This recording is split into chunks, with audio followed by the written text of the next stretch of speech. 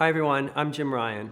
This has been a long and extraordinary week, filled with plenty of sadness and sacrifice, but also dedication and determination, as well as kindness and compassion. As we close a chapter on this historic week, I'd just like to take a moment to recount what we've all been through, and also, most importantly, to thank all of you. This has been a week of sadness and loss for students who learned we would be online all semester and would not be able to proceed with graduation. For faculty and staff who were told to work at home if they could, and who will have to forego seeing their friends and colleagues in person. And for members of our community who are facing financial hardship. For all of you, I am genuinely sorry.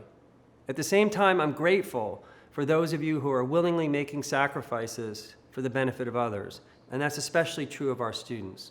As you well know, the steps we're taking and the steps you're taking are less about you than they are about helping others who are much more at risk from the virus. But make no mistake, your sacrifices, even if it's not immediately apparent to you, are undoubtedly saving lives.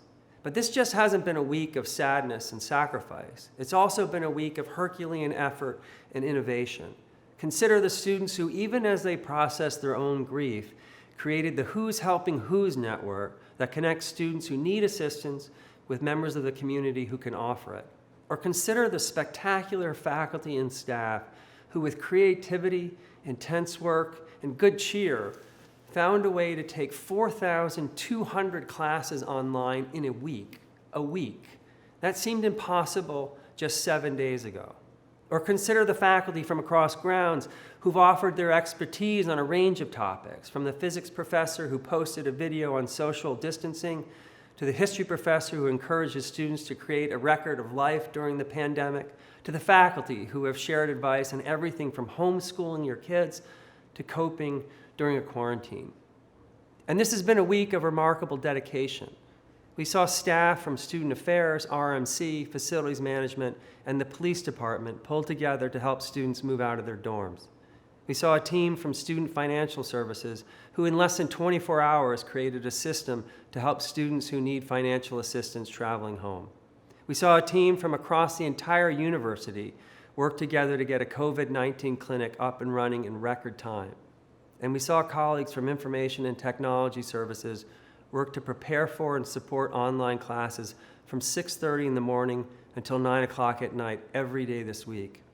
And this has been a week of remarkable support and compassion.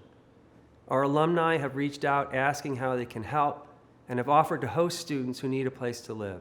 Our parents have encouraged their students to come home and have donated to the Student Life and Leadership Fund, which is helping to make sure that every student has what they need to finish the semester away from grounds.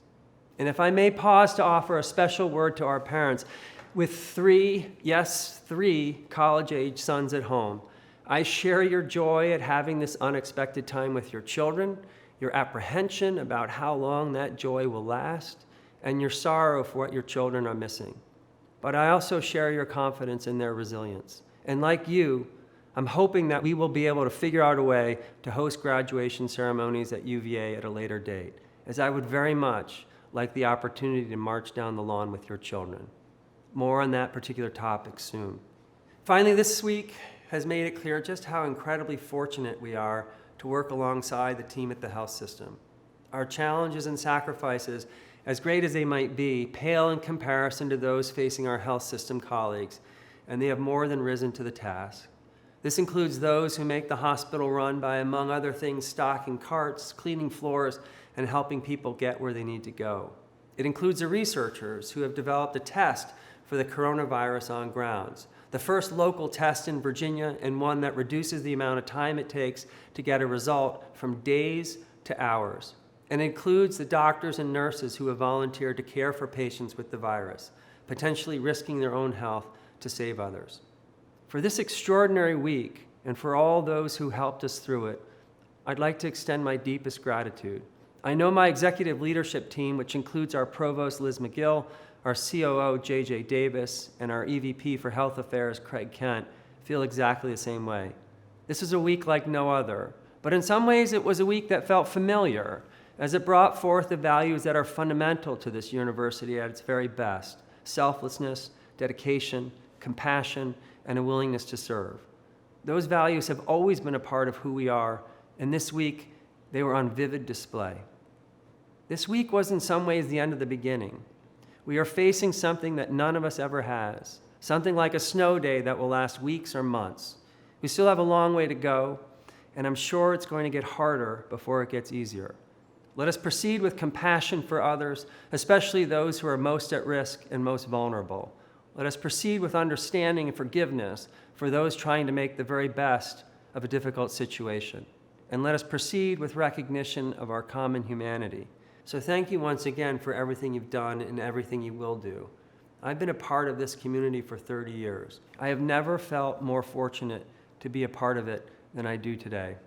I've said before, and I will say again, that my highest aspiration for this university is that we will be the ones of whom it said, they are not just great, they are also good.